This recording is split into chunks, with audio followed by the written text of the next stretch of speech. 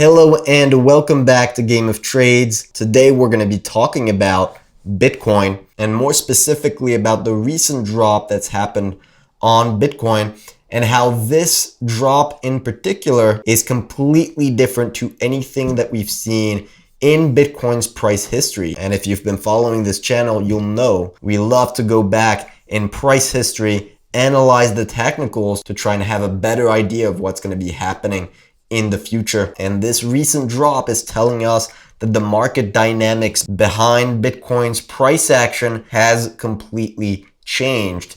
And that's exactly what we're going to cover in this video. So why is this drop different? What it means for the Bitcoin bull market and what's Bitcoin's next move. So now without further ado, let's get right into it.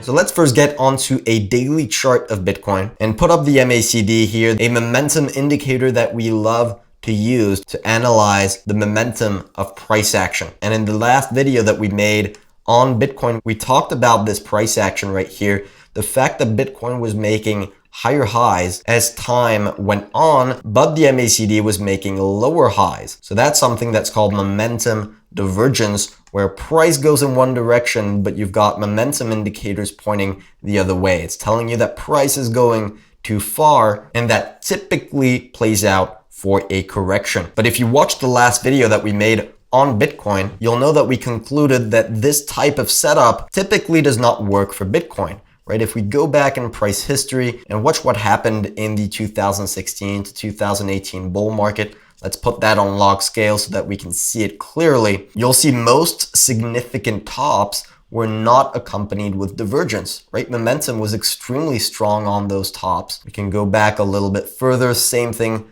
on this significant top here. Momentum was very strong. We didn't have divergence. Same thing right here. Momentum was very strong. And we concluded that most, if not all, big tops in Bitcoin are accompanied with a big blow off top. So we got that in 2013 twice right here, and then most tops throughout the 2016 to 2018 bull market. So you can start to see why this drop right here is looking significantly different to anything we've seen in Bitcoin's price history. We've got a contracting price action along the way, with momentum fading, leading up to a significant top, instead of the typical blow-off top move that eventually leads to a correction. Now, it may not seem like an important difference, but as I'm about to show you in this video, it should change your entire outlook for Bitcoin's price action. And the big difference between the two types of price action is price increase fueled by supply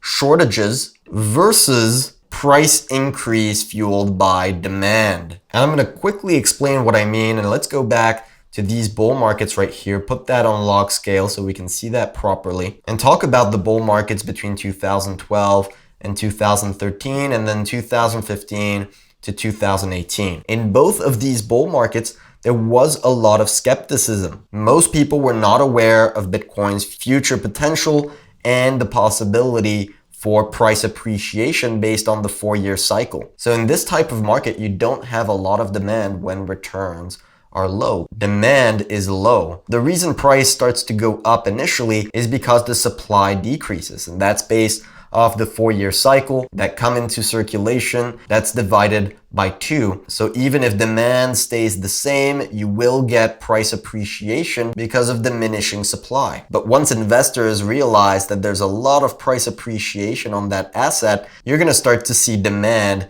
increase because of those returns. So you've got supply that decreased initially and that pushed the price up, and then as those returns become more attractive, that's when you've got the FOMO. That's when you see demand intensify over time. And that happens over the longer term, over the entire cycle. You can see the slope start to steepen in both bull markets, but also in the shorter term where you see these big spikes because you've got a lot of investors that come into the asset because of that price appreciation before. And that's extremely similar to something that we see, for example, on coffee. We often trade coffee. We're big fans of trading commodities, and so we know how they behave from a supply-demand standpoint. And so if we jump on a weekly chart of coffee futures, so the price of coffee, you'll see we have a very similar phenomenon to the first Bitcoin bull markets. You don't typically see a lot of investors interested in coffee, so demand is very low at the beginning. You don't have a lot of demand, but sometimes you've got supply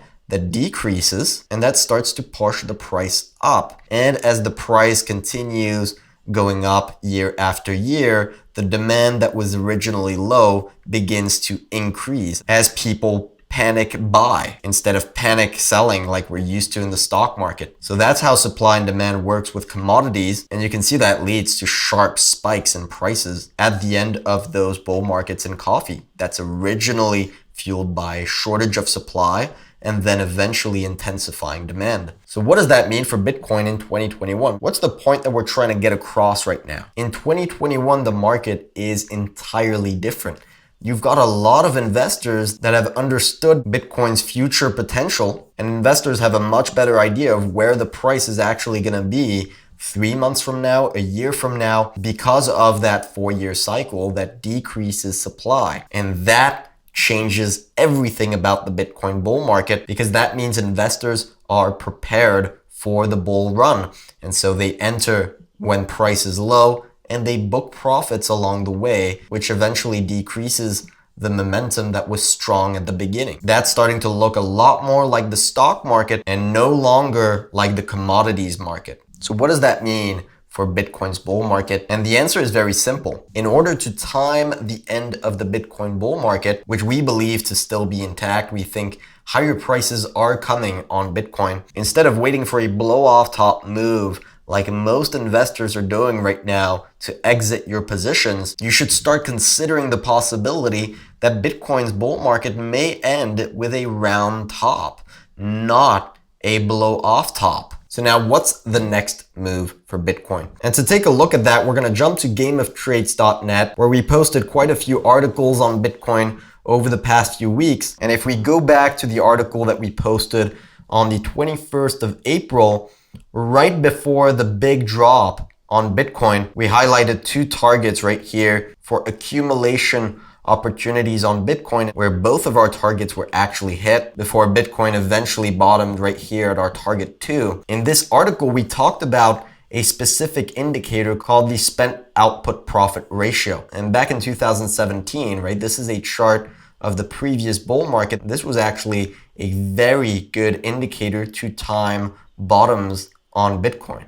And you can see right here, every time this ratio dips below 1, that's the indicator telling you that Bitcoins that are being sold right now are no longer profitable. So when that ratio is trending above 1, it means that investors are profiting from the Bitcoin's price action. As soon as it goes below 1, that's when Bitcoin is no longer profitable for most people. And when you have the smart money hold on to their Bitcoins, and that diminishes the supply and pushes the price up. And that happens every time on Bitcoin drops during a bull market. So now we can actually take a look at what's happening right now in 2021 with this ratio. And that was covered in our article, Accumulation Opportunity for Bitcoin. And here, as Bitcoin was reaching our second target at around $48,000, we posted this indicator all the way down here, where we talked about this ratio, the spent output profit ratio, that was finally starting to turn negative for the first time since this drop right here. So as you saw back in 2017, these readings below 1 tend to correspond to big significant bottoms in Bitcoin. So that's what we believe has just happened here. By the way, if you want to access these articles, our trade ideas, our specific targets, exits, accumulation opportunities for Bitcoin, and other cryptocurrencies that we find interesting, you can go and visit our website at gameoftrades.net. We do still have a free trial going, so you can test out our service. So now let's take a look at what's happening with Bitcoin in the short term. This is a 4-hour chart of Bitcoin. And so here we had a nice breakout of the downtrend line. You can see these reactions right there define a clean downtrend line. So we had a nice bullish breakout, but then failed to hold above this level. So that's the first short-term bearish development we have on Bitcoin. That doesn't look good. And now currently it's breaking this support at 53.4K. That's a strong level of support that we would have wanted to see hold. So that's looking bearish for Bitcoin in the short term. Now it is back testing. It's still above this downtrend line support, right? It's become support. But if we break down below that, that's starting to look very bearish. You're looking at a false breakout, and we would most likely revisit $44,000 before resuming the bull market. And that would actually be a beautiful buying opportunity for Bitcoin. We will be all over that if we see 44K on Bitcoin. That would be a massive shakeout on Bitcoin before resuming the bull run. Now, that's about all I wanted to cover in this episode. I hope you guys enjoyed. If you did, make sure to drop a like and subscribe to the channel if you haven't already. Now, in the meantime, good luck on your trading and see you next time.